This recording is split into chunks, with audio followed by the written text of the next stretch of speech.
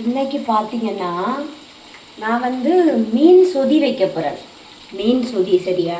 மீன் குழம்பு தான் வச்சுருப்பீங்க, சொதி வச்சுருப்பீங்களான்னு தெரியலை. நான் இப்போ மீன் சொதி வைக்க போகிறேன்னு பாருங்கள். அப்படின்னு 2 மீன் எடுத்திருக்கேன். அப்புறம் பார்த்தீங்கன்னா தக்காளி வந்து இப்படி சின்ன சின்ன வெட்டி போடணும்.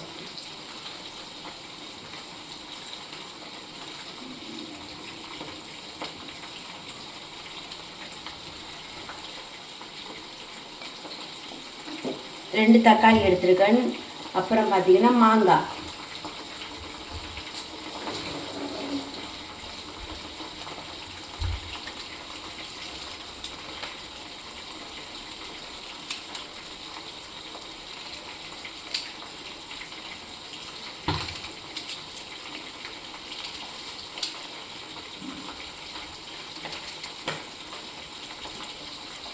மாங்காய் இவ்வளோ போதும். என்ன புளியா?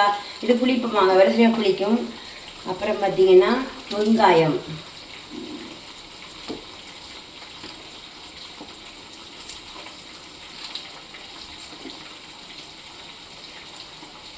அப்புறம் பச்சை மிளகாய்,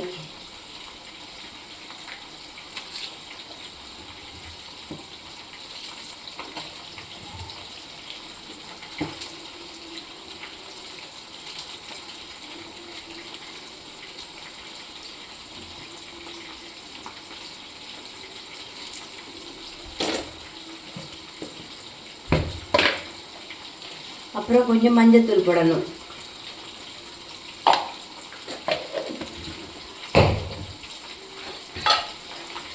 அப்புறம் கொஞ்சம் வெந்தயம்,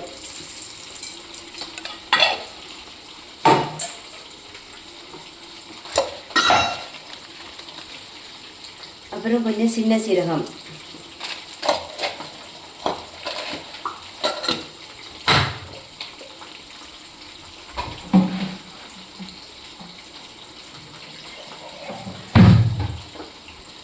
பார்த்தீங்கன்னா கொஞ்சம் தண்ணி ஊற்றி கருவேப்பிலை போடணும். ஆனால் கருவேப்பிலை என்கிட்ட இல்லை, அதனால் நான் கருவேப்பிலை போடலை. கருவேப்பிலை கண்டிப்பாக போடணும் சரியா?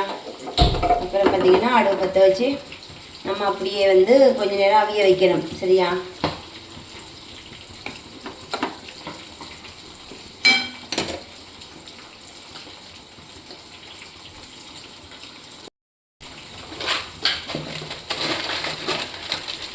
உப்பு போட்டுறணும். உப்பு போட்டு தான் அவிய வைக்கணும்.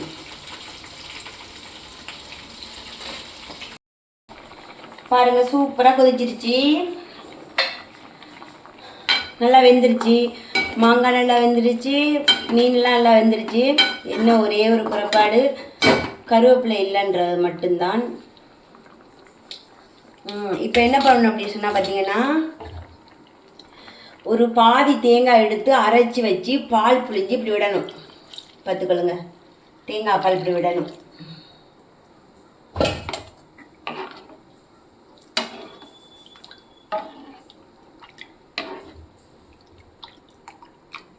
இதுதான் வந்து பால் சொதி, மீன் சொதி. மீன் விட்டுருக்கோம்ல, அதுக்கு மீன் சொதி சேமையாக இருக்கு. உப்பு கொஞ்சம் பத்தாது, உப்பு கொஞ்சம் போட்டுக்குவோம்.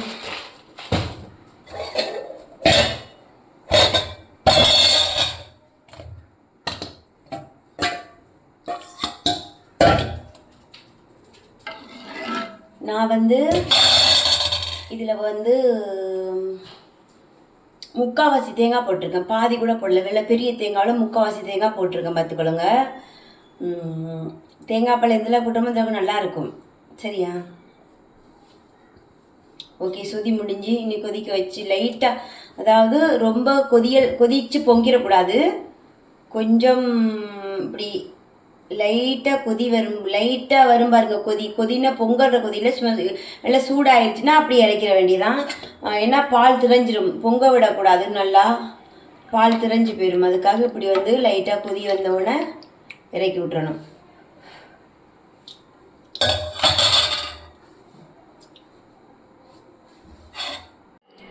மீன் குழம்பு ரெடி. அப்புறம் பார்த்திங்கன்னா சொதி தான் சொதி. சொதி, அப்புறம் பொரிச்ச மீன், சோறு. எங்களோட வீட்டில் நாங்கள் ரேசரிசி சாப்பாடு தான் சாப்பிடுவோம் பார்த்துக்கொள்ளுங்க. ஏன்னா என்கிட்ட வந்து 7 பப்பீஸ் இருக்குது.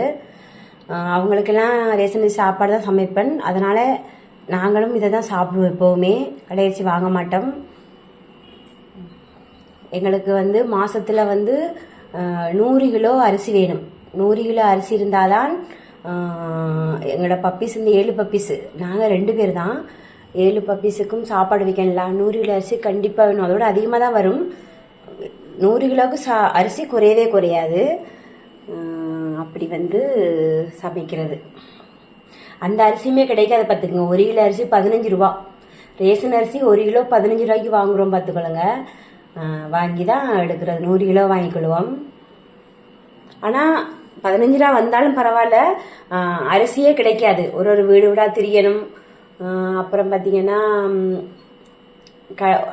கெஞ்சிட்டாங்க, கெஞ்சணும் பார்த்துக்கொள்ளுங்க அரிசிக்கு. அப்படிலாம் நிறைய பிரச்சனை இருக்குது. அரிசியே கிடைக்காது.